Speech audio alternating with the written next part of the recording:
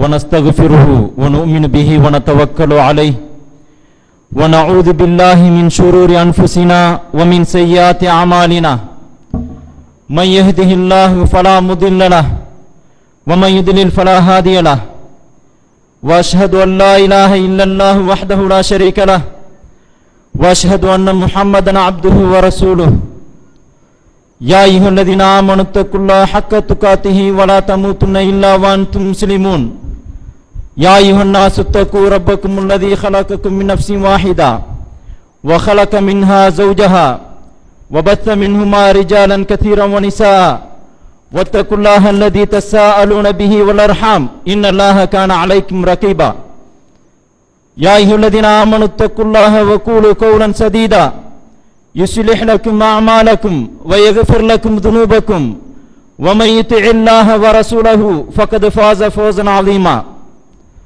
أما بعد فإن أصدق الحديث كتاب الله وخير الهدي هدي محمد صلى الله عليه وسلم وشر الأمور محدثاتها وكل محدثة بدعة وكل بدعة ضلالة وكل ضلالة في النار.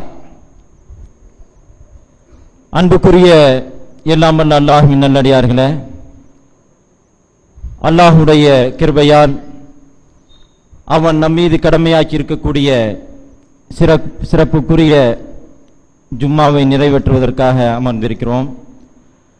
அவனை வணங்கி வழிபடுவதற்கு நமக்கெல்லாம் நல்லுதவி செய்ததற்காக முதலாவதாக அவனுக்கு நன்றி செலுத்திக் கொள்வோம். அல்ஹம்துலில்லாஹ். அன்புக்குரியவர்களே, ஏப்ரல் மே மாதங்கள் வந்துவிட்டால் நம்முடைய அருமை செல்வங்களாகிய நம்முடைய பிள்ளைகளுக்கு பள்ளிக்கூடத்திலும் கல்லூரிகளிலும் பரீட்சைகள் நடப்பதும் அதற்கான முடிவுகள் வெளியாவதும் அதை தொடர்ந்து நடக்கக்கூடிய பல சூழல்களும் நாமெல்லாம் நடைமுறையில் அனுபவித்துக் கொண்டிருப்பது. அன்புக்குரியவர்களே, படிப்பு, அந்த படிப்பிலே தேர்வு பெற்றிருக்கிறாரா ஒருவர் என்பதற்கான சோதனைகள் இன்றைய நவீன உலகில அது நடத்தப்பட வேண்டிய அவசியம் இருக்கிறது. அது ஒரு முதன்மையான விஷயங்களாக இருந்து கொண்டிருக்கிறது. நாம் கடந்த காலங்களிலே பார்த்தால் இதற்கு இத்தனை முக்கியத்துவம் இருந்ததில்லை. படிப்பிலே ஆர்வம் உள்ளவர்கள் சில பேர் படிப்பார்கள், பல பேர் அவருடைய தகப்பனார்களுடைய தொழிலை பார்ப்பார்கள், வேலை செய்வார்கள். படிப்பிற்கென்று அத்தனை முக்கியத்துவம் இருக்கவில்லை. ஆனால் இன்றைக்கு நவீன உலகில படிப்புக்கு முக்கியத்துவம் இருக்கிறது. எந்த துறைக்கு போக வேண்டும் என்றாலும், வியாபார துறைக்கு போக வேண்டும் என்று சொன்னால் கூட, அல்லது ஒரு தொழில்தான் என்று சொன்னால் கூட, கைத்தொழில் தான் என்று சொன்னால் கூட, அதற்கும் படிப்பும் பட்டமும் இருக்கிறது. படிப்பு, பட்டம், சான்றிதழ் என்று இல்லாமல் இன்றைய உலகத்தில வாழ்க்கையை தள்ளுவது என்பது, வாழ்க்கையை இழுத்து கொண்டு செல்வது என்பது ஒரு முடியாத காரியம் என்கிற ஒரு சூழ்நிலை உருவாகி இருக்கிறது. அதற்காக நாமும், முஸ்லிம் சமுதாயமாகிய நாமும் இந்த உலகத்தோடு போட்டி போட வேண்டியது இருக்கிறது என்பதற்காக நாமும் அந்த சூழலோடு இணைந்து செயல்படுவது, இணைந்து செல்வது, உலகம் எப்படி இந்த விஷயத்தில் செல்கிறதோ அதோடு சேர்ந்து செல்வது தவிர்க்க முடியாது. இது அனுமதிக்கப்பட்டதுதான். உலகத்திலே அல்லாஹு தஆலா மனிதர்களுக்காக படைத்திருக்கக்கூடியவற்றை, உருவாக்கி இருக்கக்கூடியவற்றை அனுபவிக்க வேண்டும். நல்ல விஷயங்கள் எதுவெல்லாம் இருக்கிறதோ, நல்லவையாக எதையெல்லாம் அல்லாஹு தஆலா படைத்திருக்கிறானோ அதை பயன்படுத்துவது எப்படி, அதை மனித குலத்திற்கு, தனக்கும் தன்னை சுற்றியுள்ள மனிதர்களுக்கும் பயன் தருகிற விதத்திலே எப்படி பயன்படுத்திக் கொள்ளலாம் என்கிற அறிவை பெறுவது என்பது மார்க்கமும் தூண்டக்கூடிய ஒரு விஷயம். மார்க்கமும் அதை தூண்டுகிறது. அல்லாஹு தஆலா குர்ஆனில் ஒரு இடத்திலே கேட்கும்போது, குல்வன் ஹர்ரம ஜீனத்தல்லாஹி லத்தி அஹ்ரஜஹா லி இபாதிஹி வத்தய்யிபாத்தி மினர் ரிஸ்க். அல்லாஹு தஆலா இந்த உலகத்திலே வெளிப்படுத்தி இருக்கக்கூடிய அலங்காரங்கள், நல்ல விஷயங்கள், அவற்றையும் அனுமதிக்கப்பட்ட நல்ல பொருட்களையும் தடை செய்வது யார்? அல்லாஹு தஆலா மனிதர்களுக்காக, தன்னுடைய அடியார்களுக்காக வெளிப்படுத்தி வைத்திருக்கிறான். அதை யாரும் தடை செய்ய முடியாது என்று சொல்கிறான். அப்படி அல்லாஹு தஆலா இந்த உலகத்திலே உருவாக்கி வைத்திருக்கக்கூடிய தேவையானவற்றை, அலங்காரங்களை எப்படி பயன்படுத்துவது என்பதை தெரிந்து கொள்வது ஒரு முஸ்லிமுடைய கடமையாக இருப்பதோடு அது மாத்திரமில்லாமல் இன்றைய உலகத்தினுடைய சூழ்நிலையும் நம்மை அப்படி அவர்களோடு போட்டி போட வேண்டும் என்பதற்கான நிர்பந்தத்தை ஏற்படுத்தி இருக்கிறது. அல்ஹம்துலில்லாஹ், நம்முடைய சமுதாயமும் அந்த விஷயத்தில படிக்க வேண்டும். அது எந்த துறையாக இருந்தாலும் படிக்க வேண்டும், பட்டம் பெற வேண்டும், உலகத்தோடு போட்டி போட வேண்டும், நாமும் அதிகாரம் உள்ள பதவிக்கு வர வேண்டும், நாமும் அரசு இயந்திரத்தில பங்கு பெற வேண்டும் என்பதற்காக ஒரு போராட்டத்தை மிக சிறந்த முயற்சியோடு நடத்தி கொண்டிருக்கிறது. அல்ஹம்துலில்லாஹ், இது பாராட்டத்தக்க விஷயம், நல்ல விஷயம், சந்தோஷப்படக்கூடிய விஷயம். ஆனால் இதோடு சேர்த்து இன்னொரு பாதகமான விஷயம் இருக்கிறது. இந்த உலகத்தோடு போட்டி போடுகிற இந்த விஷயத்தில இதில கவனம் செலுத்தி இன்னொரு முக்கியமான விஷயமாகிய மறு உலகத்திற்காக தயாராகக்கூடிய மார்க்க கல்வி விஷயத்தில அலட்சியம் காட்டக்கூடிய சூழ்நிலை இருக்கிறது. மார்க்க கல்விக்கு, மார்க்கத்திற்கு இரண்டாம் பட்சம்தான் என்று என்கிற நிலையில வைக்கக்கூடிய நிலை, இந்த நிலையினால் உலக கல்வியில போட்டி போடக்கூடிய நிலையினால் ஏற்படுவதை நாம் பார்க்கிறோம். இந்த பரீட்சையுடைய நேரம் வந்துவிட்டால் பெற்றவர்கள் என்ன செய்கிறார்கள் தங்களுடைய பிள்ளைகளை என்று பார்த்தால், முக்கியமாக 10ஆம் வகுப்பு 12ஆம் வகுப்பு படிக்கக்கூடிய பிள்ளைகளை எப்படி செய்கிறார்கள் என்றால், தொழுவதற்கு அவர்கள் அந்த பிள்ளைகள் ஆர்வமாக இருந்தாலும் கூட வளமையாக தொழுது கொண்டிருப்பார்கள். அவர்கள் பரீட்சை நேரத்திலும் தொழச் செல்வார்கள் என்று சொன்னால் பெற்றவர்கள் அதற்கெல்லாம் முக்கியத்துவம் கொடுக்க வேண்டியதில்லை, படிக்கிற வேலையை பார் என்று சொல்லக்கூடியவர்கள் இருக்கிறார்கள். நடைமுறையிலே பார்க்கிறோம். படிப்புக்கு நேரத்தை ஒதுக்கி அதுவெல்லாம் பரீட்சை முடிந்த பின்னால் பார்த்துக் கொள்ளலாம் என்று சொல்லக்கூடியவர்கள் இருக்கிறார்கள். இது எதனுடைய அடையாளம் என்றால், உலகத்திற்கு, உலக கல்விக்கு முக்கியத்துவம் கொடுத்துவிட்டு, உலகத்துடைய நன்மைகளுக்கு முக்கியத்துவம் கொடுத்துவிட்டு மறுமை நன்மையை, மறுமையுடைய வாழ்க்கையை பின்னுக்கு தள்ளுகிற விஷயம். அதன் காரணமாக மறுமையுடைய அந்த கல்வியையும் கூட பின்னுக்கு தள்ளுகிற அந்த நிலை இருக்கிறது. எப்படி சொல்லிக் கொடுக்க வேண்டும்? சரியான தாய் தந்தையராக இருந்தார், சரியான பெற்றவர்களாக இருந்தால் எப்படி சொல்லிக் கொடுக்க வேண்டும் என்றால், பரீட்சை நெருங்குகிற நேரத்தில் கூட நீ நன்றாக படி, அதோடு சேர்த்து நீ அல்லாஹ்வுக்காக செய்ய வேண்டிய இந்த கடமையை, 5 நேர கடமையை நீ சரியா செய், தொழுதுட்டு அல்லாஹ்ட்ட உதவி தேடு என்று சொல்லிக் கொடுக்க வேண்டும். ஏனென்றால் அல்லாஹ் தஆலா குர்ஆனிலே சொல்லவில்லையா, உங்களுக்கு எந்த பிரச்சனை வந்தாலும், எந்த சிரமம் வந்தாலும், எந்த சவாலான பிரச்சனைகளை நீங்கள் எதிர்கொள்ள வேண்டியது வந்தாலும் என்ன சொல்கிறான் அல்லாஹ் தஆலா, வஸ்தஈனு பிஸ்ஸப்ரி வஸ்ஸலா, நீங்கள் பொறுமை மூலமாகவும் தொழுகை மூலமாகவும் அல்லாஹ்விடத்திலே உதவி தேடுங்கள் என்று சொல்கிறான். உங்களுக்கு சிரமம் என்று வந்தால் நீங்கள் உதவி தேட வேண்டியது எப்படி? பொறுமையோடு இருந்து கொண்டு தொழுது உதவி தேடுங்கள் என்று சொல்கிறான். முக்கியமாக இந்த மாதிரி பிரச்சனையான, அதாவது சிரமமான ஒரு சூழ்நிலையை சந்திக்கிற நேரத்தில் அல்லாஹ்விடத்திலே உதவி தேடி அதை சந்திக்க வேண்டும் என்கிற உணர்வை நம்முடைய இளவல்களுக்கு நாம் மூட்ட வேண்டும். ஆனால் பெரியவர்களிடத்திலேயே அந்த பக்குவம் இல்லை. ஒரு சிரமம் என்று வந்து விட்டால் அல்லாஹ்விடத்திலே தொழுது உதவி தேட வேண்டும் என்கிற உணர்வு நமக்கு இருப்பதில்லை. பெரியவர்களுக்கு இந்த பாடம் தெரிவதில்லை. குர்ஆனிலே அல்லாஹ் தஆலா திரும்ப திரும்ப சொல்லக்கூடிய செய்தி இல்லையா, உங்களுக்கு சிரமம் என்று வந்து விட்டால், கஷ்டம் என்று வந்து விட்டால் நீங்கள் பொறுமையோடு இருந்து கொண்டு தொழுகை மூலமாக உதவி தேடுங்கள் என்று சொல்கிறான் அல்லாஹ் தஆலா. இதற்கு விளக்கமாக வாழ்ந்து காட்டிய நபி ஸல்லல்லாஹு அலைஹி வஸல்லம் அவர்கள் எப்படி அவருடைய வாழ்க்கை பற்றி எப்படி வருகிறது?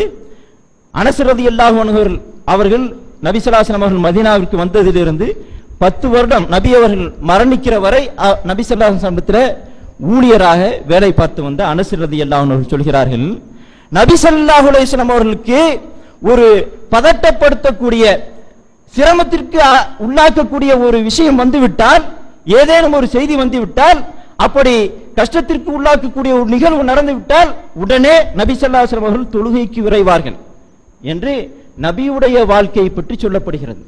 அல்லாஹ் தஆலா சொல்கிறான், சிரமம் என்று வந்துவிட்டால், கஷ்டம் என்று வந்துவிட்டால் பொறுமையோடு இருந்து கொண்டு அல்லாஹ்விடத்தில் தொழுகை மூலமாக உதவி தேடுங்கள் என்று சொல்கிறான். நபி ஸல்லல்லாஹு அலைஹி வஸல்லம் அவர்களும் நடைமுறைப்படுத்தி காட்டி இருக்கிறார்கள்.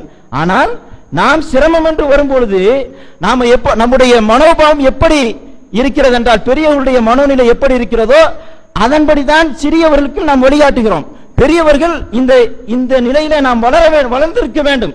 நம்முடைய மனதுக்குள்ளே ஒரு சிறிய சிரமம் வந்தாலும் அதை எப்படி எதிர்கொள்வது என்பதிலே நமக்கு பதட்டம் இருந்தால், ஒரு முடிவு செய்ய முடியாவிட்டால் நம்முடைய நிலை எப்படி இருக்க வேண்டும் என்றால், உடனே 2 ரக்காத் தொழுது விட்டு அல்லாஹ்விடத்தில் உதவி தேட வேண்டும் அப்படிங்கிற அந்த மனப்பக்குவத்திலே நாம் இருக்க வேண்டும். அப்படி இருந்திருந்தால் நாம் நம்முடைய படிக்கக்கூடிய பிள்ளைகளுக்கு நாம் எப்படி சொல்லிக் கொடுப்போம் என்றால், அவர்கள் எவ்வளவு பெரிய கஷ்டமான பரீட்சையை எதிர்கொண்டாலும் கூட நீ நன்றாக படிப்பதோடு படிப்பில் அக்கறை செலுத்துவதோடு நேரத்திற்கு சரியாக தொழுதுவிட்டு இந்த சிரமத்தை லேசாக்கி வைக்கணும் அப்படின்னு அல்லாஹ்ட்ட துஆச்சி என்றுதான் நாம் சொல்லிக் கொடுத்திருப்போம்.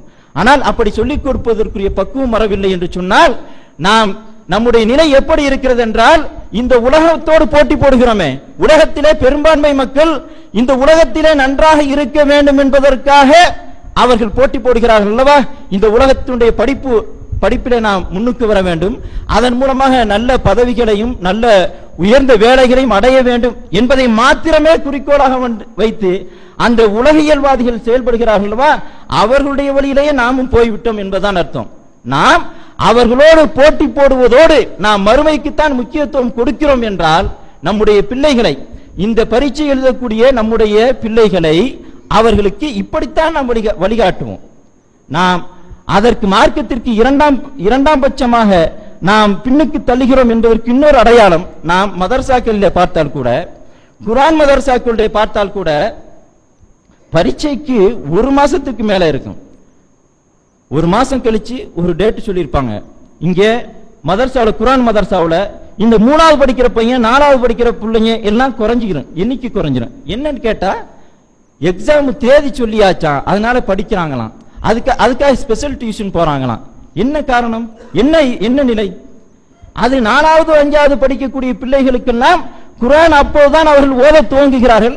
அந்த அரை மணி நேரம் குர்ஆன் மதரசாக்கு வந்து உட்கார்ந்து இருக்கிறது, அரை மணி நேரம் 3/4 மணி நேரம், அதை கூட செய்யக்கூடாது, வேண்டாம் பரீட்சைக்கு தான் படிக்க வேண்டும். எல்லா கால வருஷத்துடைய எல்லா மாதமும் டியூஷன் போறாங்க. இந்த மாசத்துல பரீட்சை நெருங்குகிற 2 மாதங்களில அல்லது 1 மாதத்துக்கு முன்னால் இன்னும் கூடுதலாக டியூஷனுக்கு செல்ல வேண்டும், குர்ஆன் மதரசாக்கு போக வேண்டாம். இப்படி படிக்கக்கூடிய பிள்ளைகளுக்கு லீவு வந்து விட்டால் அதற்காக வெளியூருக்கு கூட்டிக்கிட்டு போறதுல அந்த லீவுடைய மாதம் ஏப்ரல் மேவுடைய மாதத்துல அந்த குர்ஆன் மதரசாவுடைய அந்த படிப்பு வீணாக போகிறது. இப்படி பரீட்சைக்காக என்று சொல்லி அதுவும் 4வது 5வது 6வது படிக்கக்கூடிய பிள்ளைகளை கூட மதரசாக்கு போக வேண்டாம் அப்படி சொல்லக்கூடிய எத்தனையோ, இந்த பரீட்சை நெருங்குகிற நேரத்தில் எத்தனையோ தாய் தந்தையர்கள் இருக்கிறார்கள்.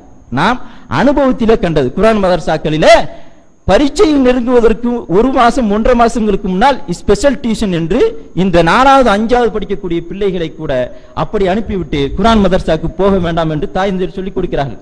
இது என்ன, இது எதற்கான அடையாளம் என்பதை நான் உங்களுக்கு நினைவூட்டுகிறேன். எதற்கான அடையாளம்? நியாயம்தான், நம்முடைய பிள்ளைகள் படிக்க வேண்டும், மற்ற பிள்ளைகளோடு மற்றவர்களோடு போட்டி போட்டு முன்னுக்கு வர வேண்டும், நல்ல பட்டங்கள் பெற வேண்டும், நல்ல ஊழியங்களில அரசாங்கத்தினுடைய ஊழியத்தில் அமர வேண்டும், ஊழியம் செய்ய வேண்டும், எல்லாம் சரிதான். ஆனால் எந்த நிலையோடு இருக்க வேண்டும்?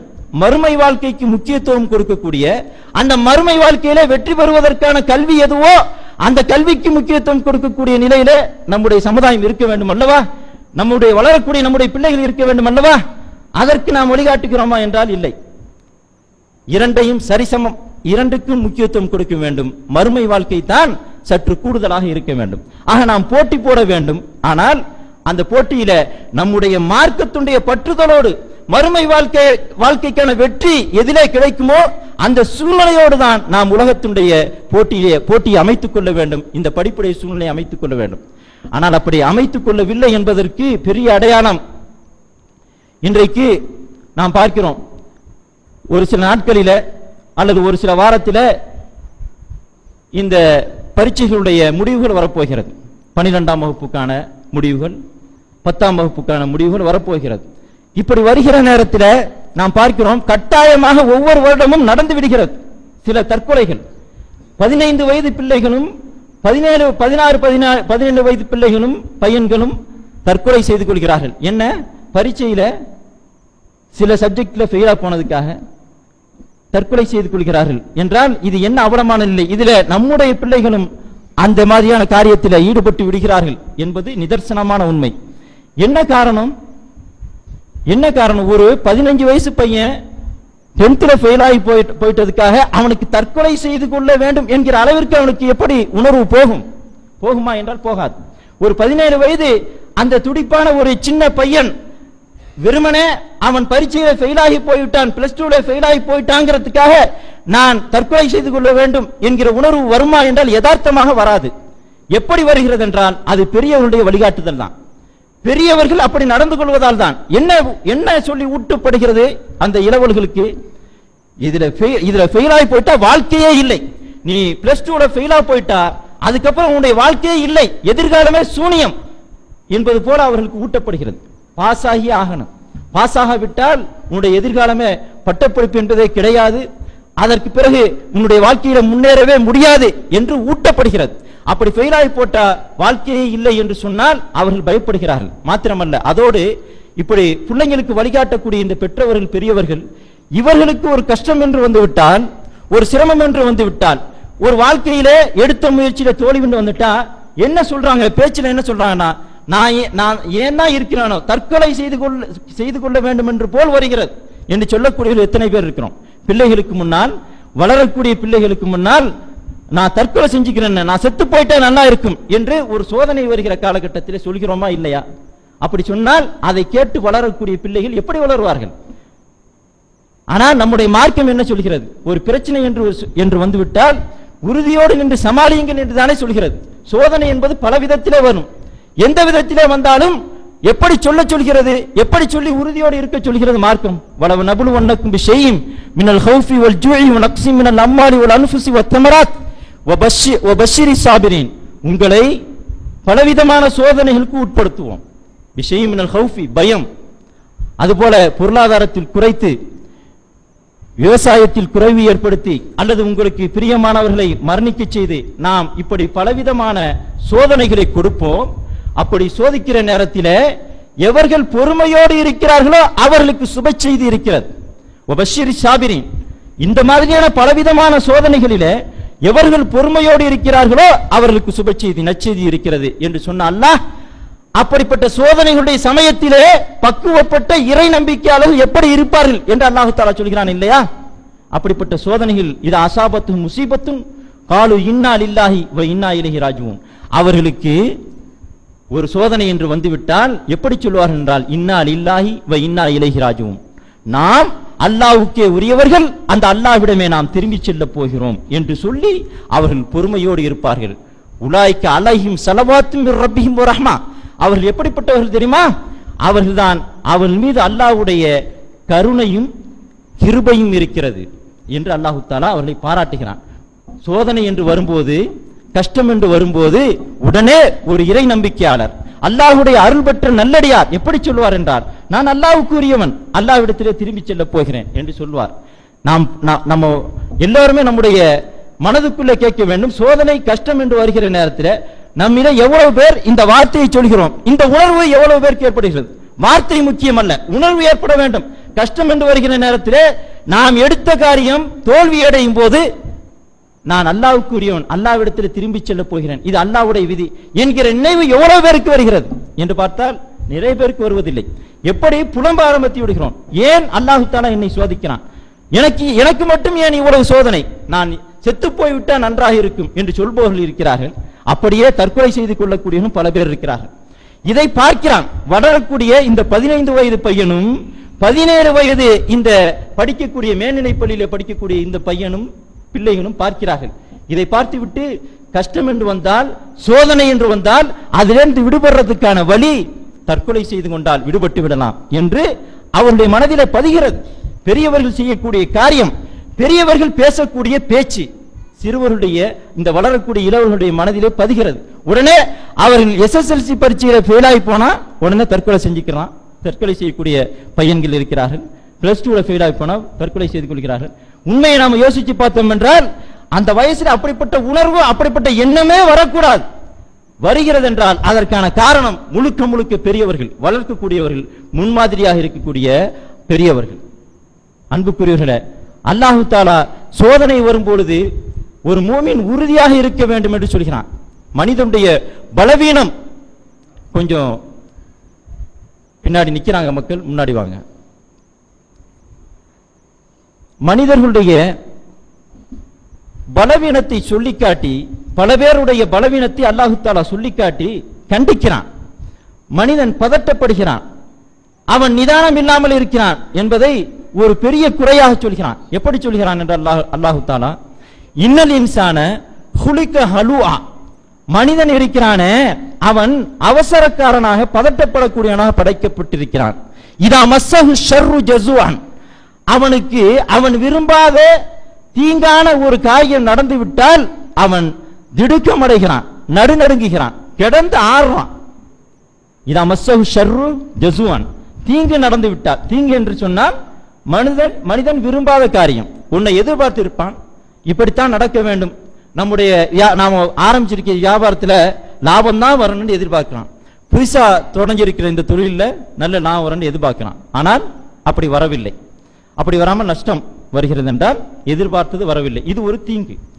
இப்படி தீங்கு நடந்து விட்டால் ஜஸுவாக ஆகிவிடுகிறான், அவன் நடுங்குகிறான், பதட்டப்படுகிறான், கிடந்து ஆடுறாங்க இல்லையா. கஷ்டம் வரும்போது அவங்க எதிர்பார்த்தது நடக்காத நேரத்தில் பல பேர் பலவிதமான புலம்பல்களை ஆரம்பித்து விடுகிறான் அல்லவா. அல்லாஹு தஆலா அப்படிப்பட்டவனை சொல்கிறான், அவனுக்கு தீங்கானது நடந்து விட்டால், அதாவது அவன் விரும்பாதது நடந்து விட்டால் அவன் பதட்டப்படுகிறான், நடுங்குகிறான். வைதா மஸ்ஸஹுல் கைரு மனுவன், அதே நேரத்தில் அவனுக்கு அவன் விரும்பக்கூடிய நன்மையாக வந்து குவிகிறது, அவன் எதிர்பார்த்த மாதிரியே நடக்குது அப்படின்னு சொன்னா அவன் எப்படி ஆகிவிடுகிறான், மனுவான், பிறருக்கு இது மாதிரி கிடைக்க கூடாது, பிறர் நாம் அனுபவிப்பது போல பிறர் அனுபவிக்க கூடாது என்று நினைக்கக்கூடியவனாக மாறிவிடுகிறான் என்று அல்லாஹு தஆலா. இது பல மனிதர்களுடைய கெட்ட குணம், அவரிடத்தில் இருக்கக்கூடாத தன்மை என்று அல்லாஹு தஆலா சொல்லிவிட்டு அல்லாஹு தஆலா சிலருக்கு விதிவிலக்கு கொடுக்கிறான். இப்படி சில பேர் இருக்க மாட்டார்கள் என்று சொல்லி, எவர்கள் நிரந்தரமாக தொழுகிறார்களோ, தங்கள் தொழுகையில நிரந்தரமாக இருக்கிறார்களோ அப்படிப்பட்டவர்கள் இப்படி இருக்க மாட்டார்கள் என்று அல்லாஹு தஆலா அங்கே அந்த தன்மையை கண்டிக்கிறான். என்ன, ஒரு கஷ்டம் என்று வருகிற நேரத்தில் ஏன் தான் இப்படி நடக்கிறதோ, ஏன் தான் இப்படி அல்லாஹு தஆலா என்னை சோதிக்கிறானோ, நான் எப்பொழுதோ இறந்து போய்விட்டால் என்ன, நான் தற்கொலை செய்து கொண்டால் என்ன என்று நினைக்கக்கூடிய அந்த தன்மையை அல்லாஹு தஆலா குறை சொல்லுகிறான். இது மாதிரி நடந்து கொள்ளக்கூடியவர்களை பல இடங்களில் அல்லாஹு தஆலா குறை சொல்கிறான். எப்படி சொல்கிறான், இன்னொரு இடத்துல சில பேர் இருக்கிறார்கள், மினன் நாசி மை யஅபுதுல்லாஹ அலா ஹர்ஃபின், சில மனிதர்களே சில பேர் இருக்கிறார்கள், அல்லாஹு தஆலாவை அவர்கள் ஒரு ஓரத்தில் நின்று கொண்டு வணங்குகிறார்கள். எப்படி, ஒரு ஓரத்தில் நின்றுகிட்டு வணங்குறானா. அல்லாஹு தஆலா சொல்லக்கூடிய உதாரணம், ஒரு ஓரத்தில் நின்று கொண்டு வணங்குகிறார்கள், அவர்களுக்கு அவர்கள் விரும்பக்கூடிய நன்மையாக நடக்கும் போது அதை வைத்து நிம்மதியாக இருக்கிறார்கள். ஆனால் அவன் விரும்பாத தீங்கு நடக்கும் போது, ஒரு சோதனை ஏற்படும் போது தான் வந்த பாதையிலேயே திரும்பி சென்று விடுகிறான், அதாவது அல்லாஹ்வை விட்டு விட்டு திரும்பி சென்று விடுகிறான் என்று அல்லாஹு தஆலா குறை சொல்கிறான். ஒரு ஓரத்தில் வணங்குறான்டா, எப்படி அல்லாஹு தஆலா உதாரணம் சொல்றான் பாருங்க. இப்போ இந்த பள்ளிவாசல்ல இந்த வாசல் இருக்குது, அந்த வாசல் நின்றுகிட்டு தொழுகிறது, டக்குன்னு ஓடி போகணும் அப்படிங்கிறதுக்காக, ஏதோ பிரச்சனை வந்தா உதாரணத்துக்கு ஓடி போகணும், அல்லது தொழுவு முடிஞ்சவன உடனே ஓடி போகணும் அப்படிங்கிற அந்த அவசரத்தோடு ஒருத்தர் தொழுதுகிட்டு இருக்காருன்னா அந்த நினைப்பிலே இருப்பார். அல்லாஹ்வின் மீது அந்த உறுதியான இருக்கக்கூடிய அளவு அந்த பற்றுதல் அந்த வணக்கத்திலே இருக்காது. ஓரத்தில் நின்று கொண்டு அவசரமாக ஓடிவிட வேண்டும் அப்படிங்கிறதுக்காக தொழக்கூடியவர் எப்படி தொழுவாரோ அதை அல்லாஹ் தஆலா இங்கே உதாரணமாக சொல்றார். ஒரு ஓரத்தில் நின்று கொண்டு வணங்கி கொண்டிருக்கிறான், அவனுக்கு அவன் நினைப்பது போலவே நல்ல முறையிலே அவன் எதிர்பார்ப்பது போல லாபங்களாக வெற்றிகளாக வந்து கொண்டே இருந்தால் அவன் அதை வைத்து நிம்மதியாக இருக்கிறான். அதே நேரத்தில் அல்லாஹ் தான் நாடியபடி சோதனையை கொடுத்தால் அவன் திரும்பி சென்று விடுகிறான். திரும்பி சென்று எந்த அளவிற்கு போய்விடுகிறான் என்றால், அல்லாஹ் அல்லாதவரை கூட அழைக்கக்கூடிய நிலைக்கு அப்படிப்பட்ட மனிதர்கள் போய்விடுகிறார்கள் என்று சோதனைகள் வருகிற நேரத்தில், தான் விரும்புகிற காரியம் நடக்காத நேரத்தில், தான் எதிர்பார்த்ததுக்கு மாற்றமாக நடக்கிற நேரத்தில் அல்லாஹ்வுடைய வழியை விட்டு மாறிவிடக்கூடியவர்கள், அல்லாஹ்வுடைய விதியை வெறுக்கக்கூடியவர்கள், அல்லாஹ்வுடைய சோதனையை எதிர்கொள்ள தெரியாதவர்கள், பக்குவப்படாதவர்களை அல்லாஹு தஆலா இப்படியெல்லாம் தாக்குகிறான். நபி ஸல்லல்லாஹு அலைஹி வஸல்லம் அவர்கள் சோதனை வரக்கூடிய நேரத்தில், கஷ்டங்கள் வரக்கூடிய நேரத்தில் ஒரு முஃமின், ஒரு இறை நம்பிக்கையாளன் எப்படி இருப்பான் என்பதை அழகாக சொல்லியிருக்கிறார்கள். ஒரு ஹதீஸிலே சொன்னார்கள், அஜபன் லி அம்ரில் முஃமினி இன்ன அம்ரஹு குல்லஹு அஜபுன் ஹைருன். இறை நம்பிக்கையாளனுடைய அவனுடைய சூழ்நிலை இருக்கிறதே அது ஆச்சரியமானது, இறை நம்பிக்கையாளனுடைய நிலை இருக்கிறதே அது ஆச்சரியமானது. அவனுடைய எல்லா நிலையுமே நன்மையாகவே இருக்கிறது. எப்படி இருந்தாலும் அவனுடைய நிலை நன்மையாக அமைந்து விடுகிறது. எப்படி என்று நபி ஸல்லல்லாஹு அலைஹி வஸல்லம் அவர்கள் விளக்குகிறார்கள். அந்த மூமினுக்கு இறை நம்பிக்கையாளனுக்கு நன்மையாக நடந்தார், அவன் எதிர்பார்க்கிற மாதிரியான நல்ல விஷயங்களா நடக்குது. வியாபாரத்தில வெற்றி லாபம் கிடைக்கிறது, அவன் எடுத்த முயற்சியில வெற்றி கிடைக்கிறது, அவன் எழுதிய பரீட்சையில வெற்றி கிடைக்கிறது, அவன் எதிர்பார்த்த மார்க் கிடைக்கிறது என்று சொன்னால் அதற்காக அல்லாஹ்வுக்கு நன்றி செலுத்துகிறான். ஷக்கர லில்லாஹ், அல்லாஹ்வுக்கு நன்றி செலுத்துகிறான். அதுவும் அந்த மூமினுக்கு நன்மையாக அமைந்து விடுகிறது. ஒரு நன்மையை அனுபவித்து விட்டு அல்லாஹ்வுக்கு அல்ஹம்துலில்லாஹ், எல்லா புகழும் அல்லாஹ்வுக்கே, அல்லாஹ் தான் எனக்கு இந்த நன்மையை தந்தான், இந்த வெற்றியை தந்தான், இந்த லாபத்தை தந்தான் என்று புகழ்ந்து விட்டால் அதற்கு எவ்வாறெல்லாம் நன்றி செலுத்த வேண்டுமோ அப்படி நன்றி செலுத்தி விட்டால் அதற்கும் கூலி இருக்கிறது. வெறும் அல்ஹம்துலில்லாஹ் சொன்னால் கூட அல்லாஹ்வை புகழ்ந்ததற்காக கூலி இருக்கிறது. நபி ஸல்லல்லாஹு அலைஹி வஸல்லம் விளக்குகிறார்கள். சரி, இந்த நிலையும் அவனுக்கு நன்மையாக அமைந்து விட்டது. அடுத்து அவன் விரும்பியவாறு நடக்கவில்லை, அவன் விரும்பியதற்கு மாற்றமாக அவனுக்கு தீங்காக நடக்கிறது, அவனுக்கு சோதனை ஏற்படுகிறது. இப்போது என்ன செய்கிறான் என்றால் அவன் அல்லாஹ்வுக்காக பொறுமையாக இருக்கிறான். பொறுமையாக இருக்கும் பொழுது இது அல்லாஹு தஆலா விதித்தது என்று பொறுமையாக இருக்கும் பொழுது அந்த பொறுமைக்காக அல்லாஹு தஆலா கூலியை கொடுக்கிறான். ஏனென்றால் சோதனை ஏற்படும் போது அந்த சோதனையை இது அல்லாஹ்வுடைய விதி என்று தாங்கிக் கொண்டு அல்லாஹ்வை நினைவு கூர்ந்து இன்னா லில்லாஹி வ இன்னா இலைஹி ராஜிஊன் சொல்லி பொறுமையாக இருக்கும் பொழுது அதற்காகவும் கூலி இருக்கிறது. இல்லையா? எப்படி சொல்கிறார் ஹதீஸிலே நபி ஸல்லல்லாஹு அலைஹி வஸல்லம் அவர்கள் விளக்கமாக சொல்கிறார்கள். எந்த ஒரு சோதனை ஏற்பட்டாலும் ஒரு இறை நம்பிக்கையாளனுக்கு அவன் வசதியானவனாக இருந்தால் கூட சில சூழ்நிலைகளில் சில இடங்களிலே மாட்டிக்கொண்டு அவன் பசி தாகத்திலே கஷ்டப்படுவான். இப்படி ஒரு சோதனை, இப்படி ஒரு கஷ்டம் வந்தால் கூட, அல்லது சின்ன நோய் ஏற்பட்டால் கூட, எந்த அளவிற்கு என்றால் அவனுடைய காலிலே ஒரு முள் குத்தி விட்டது, முள் குத்தி விட்டால் உடனே எடுத்து போட்டு விடலாம். அது என்ன, ஒரு நொடி அல்லது 2 நொடி வலி அனுபவித்தான். இப்படிப்பட்ட ஒரு சிறிய சோதனையாக இருந்தாலும் கூட அதுவும் கூட அந்த இறை நம்பிக்கையாளன் செய்த பாவங்களுக்கு பரிகாரமாக அமையும், அதுவும் கூட அவனுக்கு நன்மையாக அமையும் என்று வேறு சில ஹதீஸ்களை நபி ஸல்லல்லாஹு அலைஹி வஸல்லம் விளக்கி இருக்கிறார்கள்.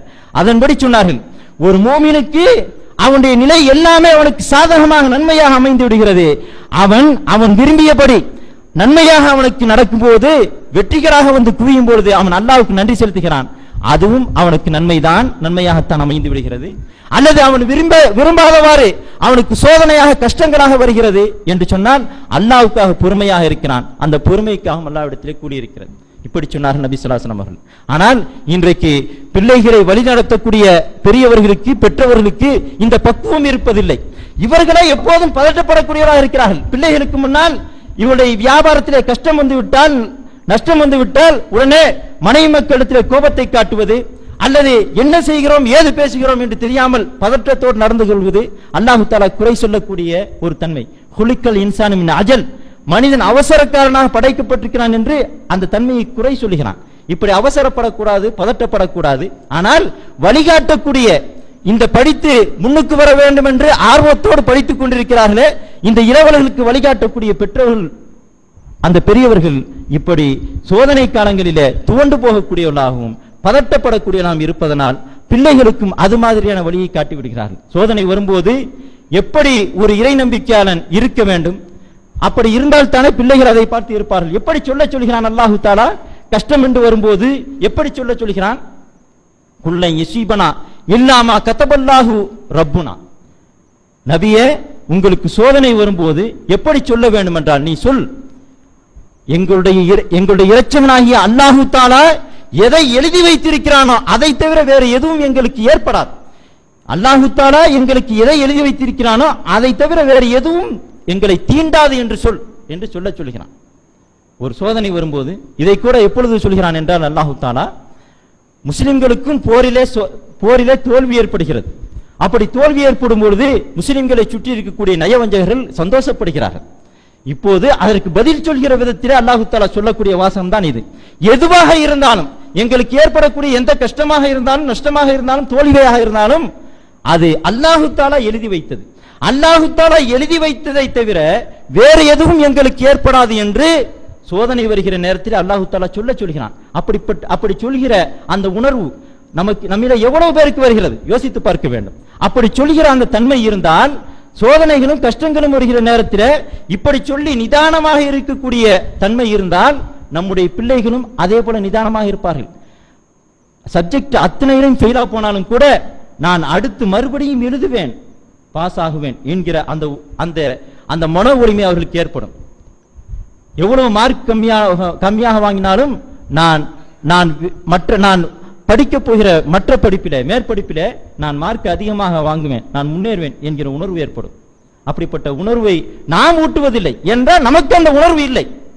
இதுதான் இங்கே இருக்கக்கூடிய குறை. ஆக நம்முடைய பிள்ளைகளுக்கு இன்னும் சில நாட்களில் வரப்போகிறது நம்முடைய பல பிள்ளைகள் இது மாதிரியான 10ஆம் வகுப்பு அல்லது 12ஆம் வகுப்பு படிக்கக்கூடிய பிள்ளைகள் இருப்பார்கள், நம்முடைய சொந்த பந்தத்தில் இருக்கக்கூடிய பிள்ளைகள் இருப்பார்கள். நாம் அவர்களுக்கு அந்த கஷ்டங்களை தோல்வி என்று வந்தால் வெற்றி என்று வந்தால் அதற்காக குதிக்கக்கூடிய அந்த சூழ்நிலை இல்லாதவர்களாக நாம் அவர்களை மாற்ற வேண்டும். அதுபோல தோல்வி என்று வந்தால் அதற்காக தோன்றிவிடக்கூடியவர்களை நாம் ஏன் தான் வாழ்கிறோமோ என்று நினைக்கக்கூடிய அந்த சூழ்நிலை இல்லாதவர்களாக நாம் அவர்களை மாற்ற வேண்டும். நாம் இப்படியும் சொல்லிக் கொடுக்க வேண்டும்.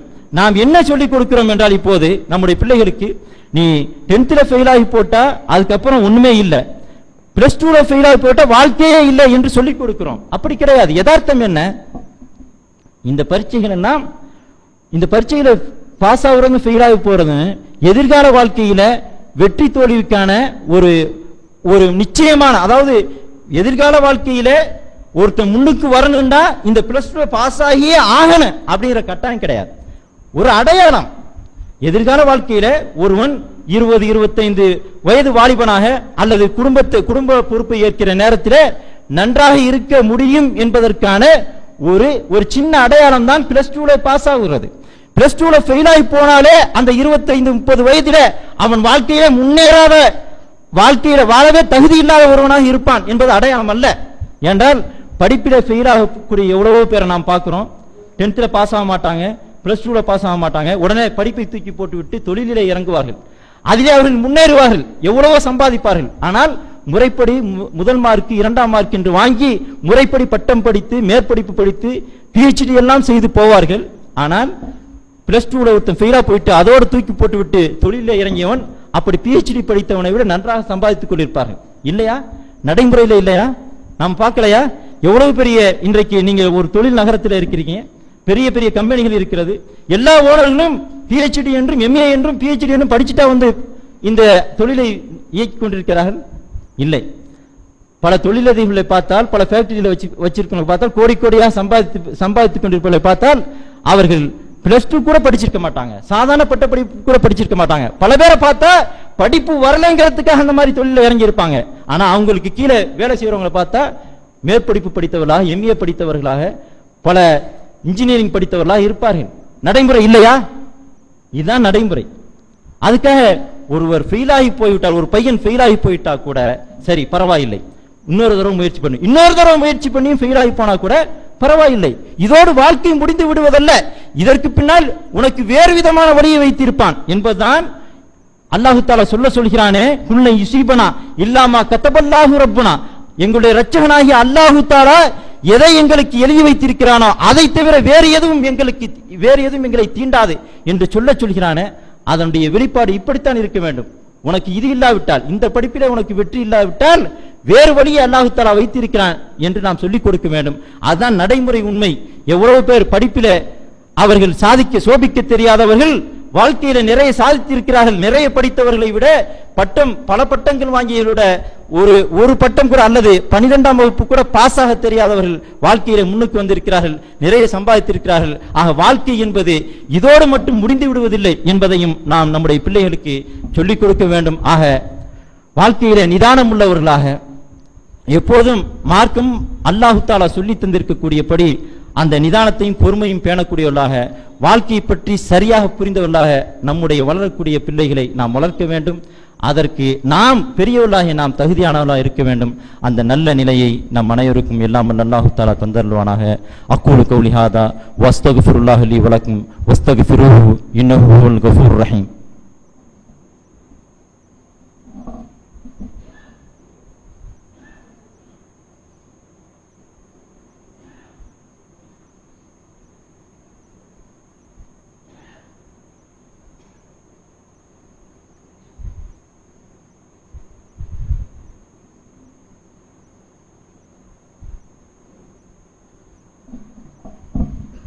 அல்ஹம்துலில்லாஹி ரப்பில் ஆலமீன் வஸ்ஸலாத்து வஸ்ஸலாமு அலா சய்யிதினா முஹம்மதின் வ அலா ஆலிஹி வ ஸஹ்பிஹி அஜ்மஈன். அன்புக்குரிய சகோதரர்களே, சகோதரிகளே, பள்ளிக்கூடங்களிலே, கல்லூரிகளிலே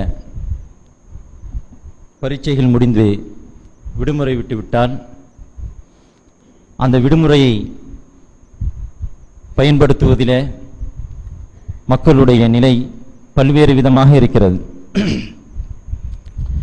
இந்த விடுமுறைகள், பள்ளி கல்லூரி விடுமுறைகள் என்பது பெரியவர்களுடைய நிகழ்வுகளை கூட, அவருடைய வேலைகளை கூட ஒரு நிர்ணயிக்கக்கூடிய ஒரு நிலைக்கு இன்றைக்கு இந்த விடுமுறைகள் வந்திருக்கிறது. இந்த விடுமுறை காலங்களை நல்ல முறையிலே பயன்படுத்த வேண்டும். நம்முடைய படிக்கக்கூடிய எதிர்கால வாழ்க்கையில நல்ல நிலையை அடைய வேண்டும் என்று ஆவலோடு கனவு கண்டு கொண்டிருக்கக்கூடிய நம்முடைய பிள்ளைகள் இந்த விடுமுறை நாட்களையும் நல்ல முறையிலே பயன்படுத்த வேண்டும். இப்படி பயன்படுத்துவது மூலமாக இந்த உலகத்திற்கும் அவர்களுக்கு லாபமாக அமைய வேண்டும், மறு உலகத்திற்கும் நன்மையாக அமைய வேண்டும். அப்படிப்பட்ட அந்த நிலையை நாம் பிள்ளைகளுக்கு ஏற்படுத்தி கொடுக்க வேண்டும். இந்த லீவு நாட்களை நல்ல முறையில பயன்படுத்துவதற்கு எத்தனையோ வழிகள் இருக்கிறது.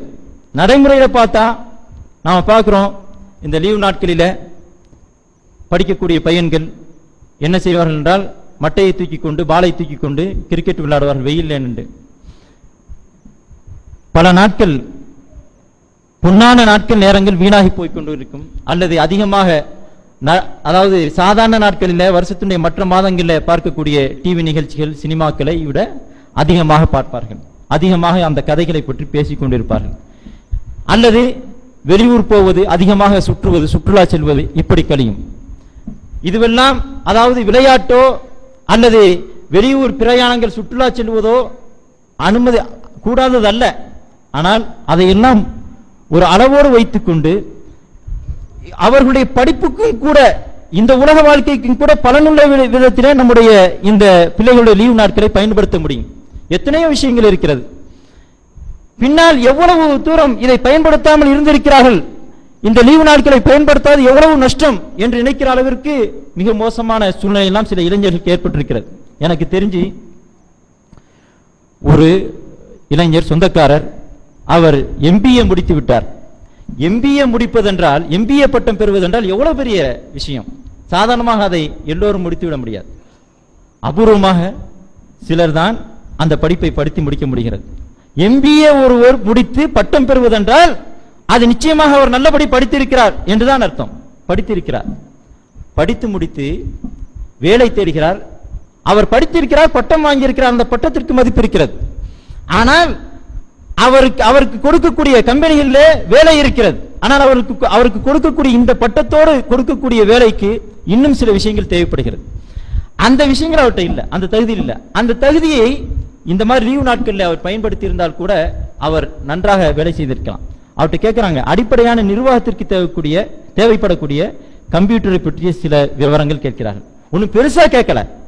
கம்ப்யூட்டர்ல நிர்வாகத்திற்கு கணக்கு வழக்கு பதிவு செய்யக்கூடிய, ஃபைல்களை பதிவு செய்யக்கூடிய அந்த அடிப்படையான சாதாரண விஷயங்கள் படிச்சிருக்கீங்களா, தெரிஞ்சிருக்கீங்களா? அதெல்லாம் இந்த இது போன்ற லீவு நாட்களில 1.5 மாச கோர்ஸ்ல படித்திருக்கலாம், அல்லது 6 மாசம் செலவழித்து படித்திருக்கலாம். அதை கூட அவர் செய்யவில்லை. இந்த மாதிரியான ஒரு லீவு, ஒரு மாதம் 1.5 மாத லீவு நாட்களில் அவர் படித்திருக்கலாம், செய்யல.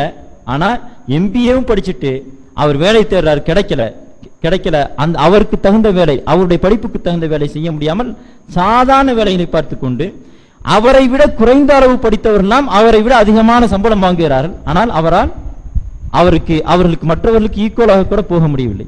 என்ன காரணம்? இது மாதிரியான லீவு நாட்களை எப்படி பயன்படுத்திக் கொள்ள வேண்டுமோ அப்படி பயன்படுத்தவில்லை. முக்கியமாக தேவைப்படக்கூடிய கம்ப்யூட்டர் கோர்ஸை படிச்சுக்கலாம், அல்லது இன்றைக்கு ஆங்கிலம் ஒரு முக்கியமான ஒரு மொழியாக இருக்கிறது, இந்த லீவு நாட்களை பயன்படுத்தலாம். எவ்வளவு பேர் நம்முடைய இளைஞர்கள் நன்றாக படித்திருக்கிறார்கள். அவர்கள் பட்டம் வாங்கிய பின்னால் அவருடைய மார்க்கை பார்த்தால், இந்த கம்பெனிகள் சொல்கிறது, சில கம்பெனிகளில் போனவர்கள், அனுபவப்பட்டவர்கள் சொன்னதை வைத்து சொல்கிறேன், வேலை இருக்கிறது. உங்களுடைய மார்க்குக்கும் உங்களுடைய பட்டத்திற்கும் வேலை இருக்கிறது. ஆனால் உங்களுக்கு சரளமா இங்கிலீஷ் பேச தெரியலையே, அது என்ன முடியாதா? இவ்வளவு கஷ்டப்பட்டு படித்தவருக்கு, அவ்வளவு பெரிய பட்டம் வாங்கியவருக்கு ஆங்கிலம் பேசுறது ஒரு பெரிய விஷயமா, கத்துக்கிறது ஒரு மொழியை, ஆனால் அவர் பேச தெரியவில்லை என்பதற்காக அவர்களுக்கு தயாராக இருந்த வேலையை இழக்கிறார்கள். ஆக உலகத்திற்காக உலக நன்மைக்காக படித்துக் கொள்ளக்கூடிய விஷயங்களை கூட இந்த லீவு நாட்களில் படித்திருக்கலாம். இதையெல்லாம் செய்து கொள்ளாமல் வீணாக்குகிறார்கள். எத்தனையோ பயிற்சிகள் இருக்கிறது, உடலுக்கும் மனதிற்கும் உற்சாகம் தரக்கூடிய எத்தனையோ பயிற்சிகள் இருக்கு. நீச்சல் பயிற்சி இருக்கிறது. நீச்சல் இந்த நகர வாழ்க்கையிலே நீச்சல் எடுப்பதற்கெல்லாம் வேலை இல்லை என்பதற்காக தெரிந்து கொள்வதில்லை. ஆனால் ஒரு சில இக்கட்டான சூழ்நிலையை மாட்டிக்கொண்டால் நீச்சல் தேவைப்படுகிறது. ஆனால் நீச்சல் தெரியாத காரணத்தினாலேயே உயிரை விடக்கூடிய எத்தனை இளைஞர்கள் இருக்கிறார்கள், எத்தனை மனிதர்கள் இருக்கிறார்கள். இது மாதிரியான லீவு நாட்களில் கூட அது போல நீச்சல் பயிற்சிகளை கூட படித்துக் கொள்ளலாம். இப்படி நம்முடைய உலக லாபத்திற்கு தேவையான நன்மையான விஷயங்களிலே கூட இந்த லீவு நாட்களை பயன்படுத்தலாம். அதுபோல மார்க்க கல்வியை கற்றுக்கொண்டு நம்முடைய மறுமை வாழ்க்கையை நன்மையோடு அமைத்துக் கொள்வதற்கு பல நிர்வாகங்கள், ஜமாத்துகள் அதற்கான ஏற்பாட்டை செய்கிறது. அதிலே பயன்படுத்தலாம். பலர் இதிலும் கவனம் செலுத்துவதில்லை. மறுமை வாழ்க்கை தான் முக்கியம். நம்முடைய பிள்ளைகள் மற்ற நாட்களில் சாதாரண நாட்களில் படிக்கிறார்கள், ஆனால் ஒரு முழுமையான கல்வியை பெறுவதில்லை. ஏனோதானவென்று படித்துக் கொடுக்கிறார்கள் என்றால் நேரம் இருப்பதில்லை. உலக கல்விக்குத்தான் அதிக நேரம் ஒதுக்க முடிகிறது இன்றைக்கு இருக்கக்கூடிய சூழ்நிலையில. ஏதோ அரை மணி நேரம் 1/4 மணி நேரம் படித்துவிட்டு குரானை ஓத தெரிந்து கொண்டிருக்கும் போதே பாதி ஓதி இருப்பார்கள், ஓதி இருக்க மாட்டார்கள். 8ஆம் வகுப்பு 9ஆம் வகுப்பு படித்துக் கொண்டிருக்கும் போது அவர்கள் பெரியவர்களாகிவிட்டார் என்று பள்ளி மதர்சாவிலிருந்து நீக்கக்கூடிய சூழ்நிலை தான் இருக்கிறது. அப்படிப்பட்ட சூழ்நிலையில இது போன்ற இந்த கோடை காலங்களில் நடக்கக்கூடிய கோடைகால இஸ்லாமிய பயிற்சிகளில் சேர்த்து நம்முடைய பிள்ளைகள் எதிர்காலத்தில் அல்லாஹ்விடத்தில் அருளை பெறுவதற்கான வழியை நாம் காட்டலாம். இப்படி நல்ல முறையில் இந்த லீவு நாட்களை பயன்படுத்த வேண்டும். அதன் மூலமாக அல்லாஹ்விடத்தில் நன்மை அடையக்கூடிய ஒரு நல்ல இஸ்லாமிய சமுதாயமாக நம்முடைய சமுதாயம் மாற வேண்டும். எல்லாம் அல்லாஹு தஆலா அந்த நல்ல நிலை ஏற்படுவதற்கு அனைவருக்கும் நல்லுதவி செய்வானாக. இன்னல்லாஹு மலாயிகத்து யஸல்லூன அலன் நபி யா அய்யுஹல்லதீன ஆமனு ஸல்லு அலைஹி வஸல்லிமு தஸ்லீமா அல்லாஹும்ம ஸல்லி அலா முஹம்மதின் வ அலா ஆலி முஹம்மதின் கமா ஸல்லைத அலா இப்ராஹீம வ அலா ஆலி இப்ராஹீம இன்னக ஹமீதும் மஜீத் அல்லாஹும்ம பாரிக் அலா முஹம்மதின் வ அலா ஆலி முஹம்மதின் கமா பாரக்த அலா இப்ராஹீம வ அலா ஆலி இப்ராஹீம இன்னக ஹமீதும் மஜீத் சுப்ஹான ரப்பிக ரப்பில் இஸ்ஸத்தி அம்மா யசிஃபூன் வ ஸலாமுன் அலல் முர்ஸலீன் வல்ஹம்துலில்லாஹி ரப்பில் ஆலமீன்.